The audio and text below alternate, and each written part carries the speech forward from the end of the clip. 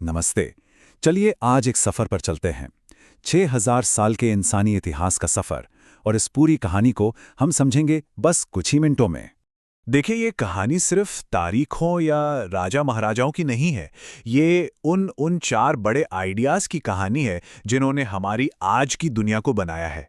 तो चलिए शुरू करते हैं। तो हमारी कहानी शुरू होती है एक बहुत ही अहम फैसले से।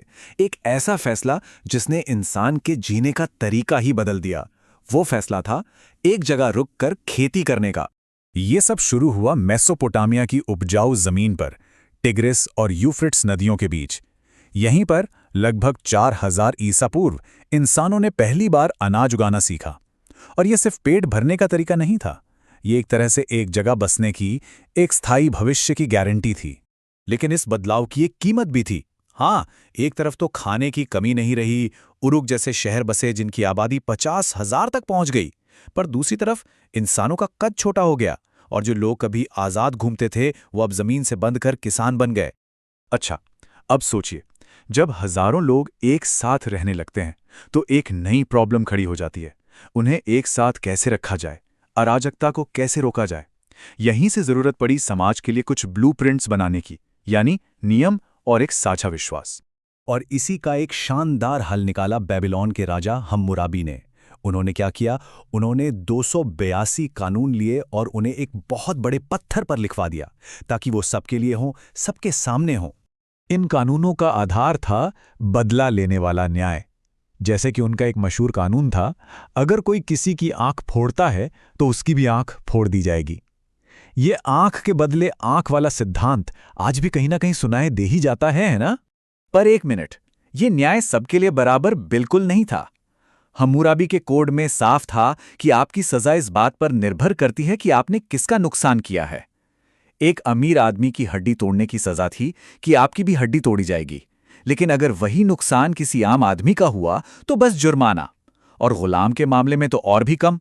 तो ये दिखाता है कि उस समाज में कितनी ऊंच नीच थी। अब बेबीलोन से थोड़ा दूर चलते हैं, मिस्र की तरफ। वहां समाज को एक साथ जोड़ने का एक बिल्कुल अलग तरीका अपनाया गया। वहां एक बहुत ही शक्तिशाली विश्वास था कि उनका राजा यानी फ़ारो कोई आम इंसान नहीं, बल्कि धरती पर एक जिंदा भगवान है। और इसी एक विश्वास ने पूरे मिस्र के समाज को एक पिरामिड की तरह बना दिया। सबसे ऊपर फ़ारो, फिर उसके नीचे अधिकारी और पुजारी, फिर सैनिक, व्यापारी, और सबसे नीचे किसान और गुलाम। हर किसी का काम तय था और सबका एक ही मकसद था, भगवान रूपी फ़ारो की सेवा करना, ताकि मरने के बाद वो अगली दुनिया में सही सलामत पहुंच सके। तो देखिए, जब समाज बस गए, खाने पीने की चिंता थोड़ी कम हुई, तो लोगों को सोचने का वक्त मिला। और तब बड़े बड़े सवाल उठने लगे कि हमें जीना कैसे चाहिए, और सबसे जरूरी, हम पर राज कौन करेगा। और इन सवालों को लेकर सबसे जबरदस्त बहस हुई प्राचीन ग्रीस में। और वहां जो आइडियाज निकले, उन्होंने आगे चल के पूरी पश्चिमी दुनिया को एक नई दिशा दी। यहां दो बिल्कुल अलग सोच टकरा रही थीं। एक तरफ था एथेंस का लोकतंत्र, जहां माना जाता था कि हर नागरिक को शासन में हिस्सा लेने का हक है। तो वहीं दूसरी तरफ प्लेटो जैसे दार्शनिक थे, जो कहते थे नहीं, शासन करना एक कला है, एक स्किल है, और ये काम सिर्फ सबसे ज्ञानी और बुद्धिमान व्यक्ति यानी एक फिलॉसफर किंग को ही करना चाहिए। और ये बहुत दिलचस्प है कि ठीक उसी वक्त जब ग्रीस में राजनीति पर इतनी बहस चल रही थी, पूरब में यानी चीन और भारत में विचारक अलग सवालों पर सोच रहे थे। उनका फोकस इस पर था कि समाज में सद्भाव कैसे लाया जाए और इंसान को मन की शांति कैसे मिले। जैसे कन्फ्यूशीवाद ने सिखाया कि समाज में हार्मनी यानी सामंजस्य तब आता है जब हर कोई एक दूसरे का सम्मान करे और अपना कर्तव्य निभाए। और बौद्ध धर्म ने रास्ता दिखाया कि कैसे अपनी इच्छाओं और अहंकार से ऊपर उठकर मन की शांति यानी निर्वाण पाया जा सकता है। इन विचारों ने करोड़ों लोगों के जीवन को एक मकसद दिया। तो अब तक हमारे पास समाज चलाने के लिए कानून, धर्म और दर्शन जैसे शक्तिशाली आइडियाज आ चुके थे। तो अगला कदम क्या था? जाहिर है, इन आइडियाज को बड़े पैमाने पर फैलाना, और यहीं से दुनिया को जोड़ने और साम्राज्यों के बनने का दौर शुरू हुआ। और ये काम सबसे पहले किया सिकंदर महान ने अपनी तलवार की जोर पर।